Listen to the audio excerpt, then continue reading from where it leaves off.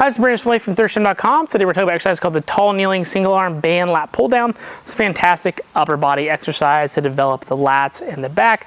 We like to use this with many of our young youth athletes as they get introduced into strength and conditioning based training.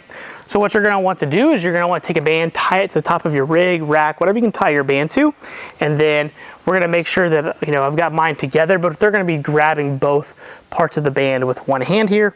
I've got an Airex pad here just so that my knees are comfortable, totally optional. From a tall kneeling position, we're going to go over that really quick.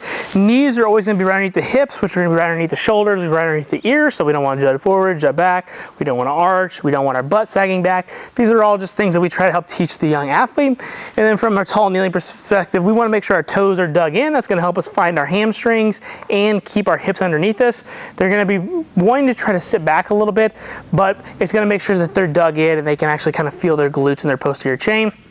What I've found is when their toes are just relaxed, what happens is they just get lazy here. I don't feel my hamstrings or anything at all, where if I dig my toes in and my hips are forward, I'm now actually feeling some posterior chain recruitment. Okay, next step, hands on the band. We want to make sure belly button's always pointed forward.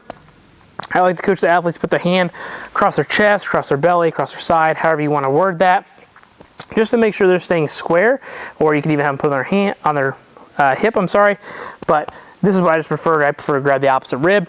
And what we're going to do is we're going to take our hand, we're going to pull it down, drive our elbow towards our pocket is the way I like to coach it, and then come straight down and back up. So we want to make sure we're tall and long at the top, down strong in the bottom. Should be feeling some abdominal work here, feeling a little bit of hamstring work.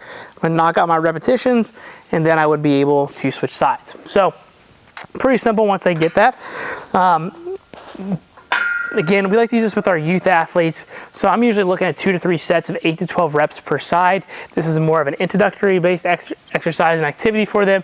Our goal is to get them to doing things more complicated, but we do work with many 10 and 11 year olds that just overall just need to move and move well and learn how to use certain parts of their bodies more effectively. And this is a nice low hanging fruit activity that we found that we really like for many of our youth athletes. So if you happen to have any questions, please let me know in the comment section below.